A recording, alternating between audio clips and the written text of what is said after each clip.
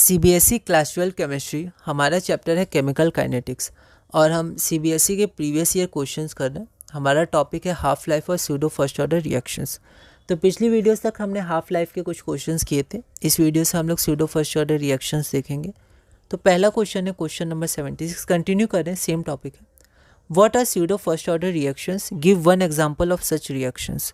यह question all India 2011 में 2 marks का पूछा गया था। एक बार आप इस क्वेश्चन को ट्राई करिए, फिर हम लोग आगे बढ़ेंगे। तो हम लोग देखते हैं आंसर।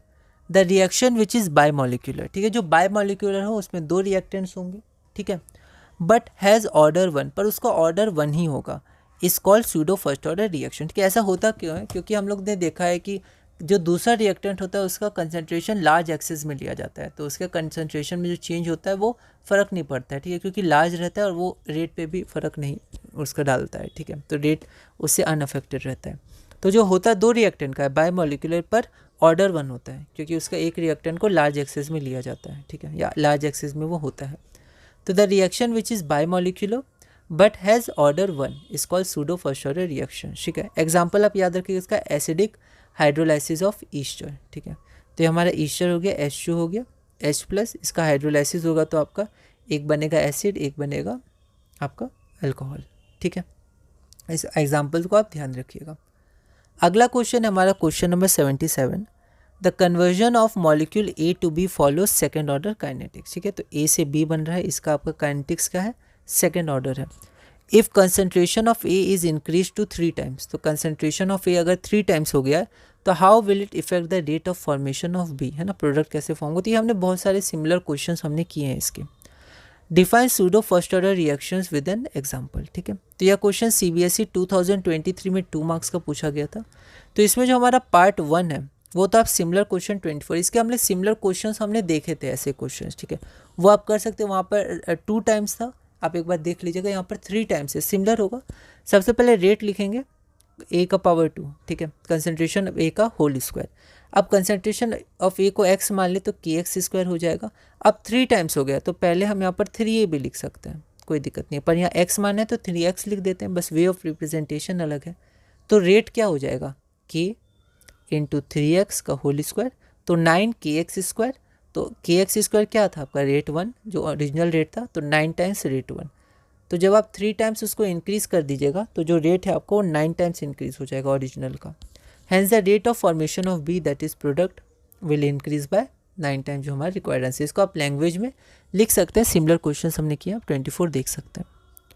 सेकेंड हमारे पास क्या है? Define pseudo first order reaction with an example. ये तो हमने अभी क्वेश्चन नंबर 76 में देखा, तो आप क्वेश्चन नंबर 76 रेफर कर सकते हैं इसके लिए। हमारा अगला क्वेश्चन है क्वेश्चन नंबर 78, है ना, यहाँ से थोड़ा हमें कैलकुलेशन करना है तो आप ध्यान दीजिएगा। In a pseudo first order hydrolysis of ester in water, तो hydrolysis of ester in water है, सूडो फर्स्ट ऑर्डर रिएक्शन है, दिया हुआ है। The following results are obtained, ठीक है, टाइम आपको दिया हुआ है और उस टाइम पे जो ईस्टर का कंसंट्रेशन है वो आपको दिया हुआ है, ठीक है, कितने समय पे कितना था। Calculate the average rate of reaction between the time interval 30 to 60 seconds. तो इनके बीच में आपका एवरेज रेट ऑफ रिएक्शन क्या होगा, आपको पहले ये बताना है। और सेकेंड पार्ट है आपका calculate the pseudo first order rate constant for the hydrolysis of Easter. तो आपको pseudo first order rate constant आपको निकालना है। यह क्वेश्चन ऑल इंडिया 2010 में 3 मार्क्स का पूछा गया था। एक बार आप इस क्वेश्चन को ट्राई करिए, फिर हम लोग आगे बढ़ते हैं।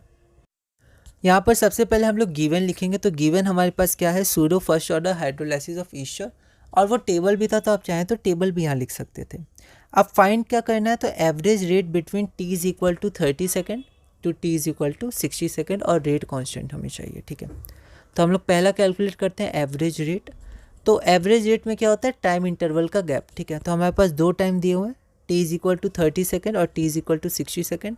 और रेट क्या होता है? Change in concentration by change in time.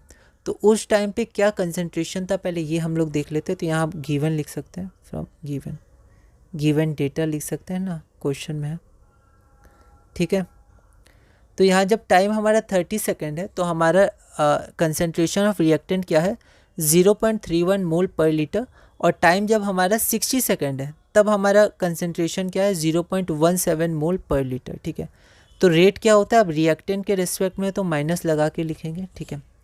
तो हमारा रेट क्या होता है, change in concentration by time interval average rate. तो हमारा 60 फाइनल है और 30 इनिशियल है, तो 60 minus 30, t is equal to 60 पे क्या 0.17 है और 0.31 घटता है rate with respect to time reactant के अनुसार, रिएक्टेंट के रिस्पेक्ट में। तो यहाँ पहले से माइनस आना था, इसलिए हम लोग पहले माइनस लगा दिए थे। तो ये आपका आ जाएगा, इसको सॉल्व करिएगा आप, तो 4.67 इंटू 10⁻³ पर सेकेंड, ये आपका एवरेज रेट हो जाएगा 30 से 60 सेकेंड के बीच, ठीक है। अगला हम लोग देखते हैं सेकेंड पार्ट। तो हमारा सेकेंड पार्ट इसमें क्या है, calculate the pseudo first order rate constant. तो रेट कांस्टेंट कैलकुलेट करना है, तो इसको आप ध्यान से देखिएगा, है ना। यहाँ पर एक बार में रेट कांस्टेंट नहीं कैलकुलेट करेंगे, यहाँ पर डिफरेंट इंटरवल्स में एवरेज निकालेंगे। कैसे, तो सबसे पहले अब ये फर्स्ट ऑर्डर रिएक्शन है, सूडो है पर फर्स्ट ऑर्डर है, तो फर्स्ट ऑर्डर के लिए रेट कांस्टेंट होता क्या है, तो फर्स्ट ऑर्डर के लिए रेट कांस्टेंट इतना होता है। अब हम लोग पहले निकालते हैं t is equal to 30 second के लिए, ठीक है। तो आर नॉट तो सेम रहेगा 0.55 molar, t is equal to 0 second पे जो आर नॉट होता है, तो यहाँ पर हमारा आर नॉट हो गया और 30 सेकेंड पे आर क्या हो गया 0.31 मोलर। इसको हम लोग इक्वेशन 2 में पुट करेंगे, तो के की वैल्यू क्या हो जाएगी, टी की जगह 30, आर नॉट की जगह आर नॉट, आर की जगह आर, जो हमारा ये है। इसको बस आपको सॉल्व करना है, ठीक है। थोड़ा कैलकुलेशन है, 1.774 इसका क्या लॉग होगा। तो ये क्वेश्चन आपका कब का है, तो ये क्वेश्चन 2010 का है ना। अब ये सब वैल्यूज़ दी जाती हैं, ठीक है, अगर ऐसा कैलकुलेशन होगा, ठीक है। तो इसकी वैल्यू आप मतलब इसका जो होगा उसको जब हम लोग सॉल्व करेंगे तो फाइनल आंसर आ जाएगा 1.91 इंटू 10⁻² पर सेकेंड। इससे हम लोग कॉन्सेप्ट देख लेते हैं। तो ये रेट कांस्टेंट है, लेकिन हम लोग फिर से रेट कांस्टेंट निकालेंगे इस बार 60 सेकेंड के लिए।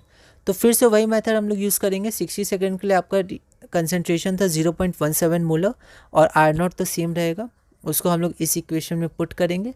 तो के की वैल्यू आपकी आ जाएगी 1.96 इंटू 10⁻² पर सेकेंड।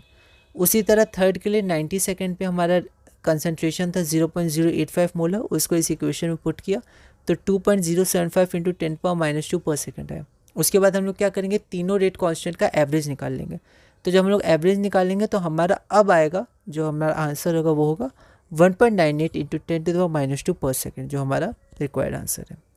अगला क्वेश्चन है हमारा क्वेश्चन नंबर 79। ये सिमिलर क्वेश्चन है, ठीक है, बस इसमें थोड़ा सा यहाँ पर आपको पहले शो करना है कि pseudo first order reaction follow करता है। तो क्वेश्चन नंबर 79 है। यह क्वेश्चन ऑल इंडिया 2015 में 5 मार्क्स का पूछा गया था। एक बार आप इस क्वेश्चन को ट्राई करिएगा, अगली वीडियो में हम इसे सॉल्व करेंगे।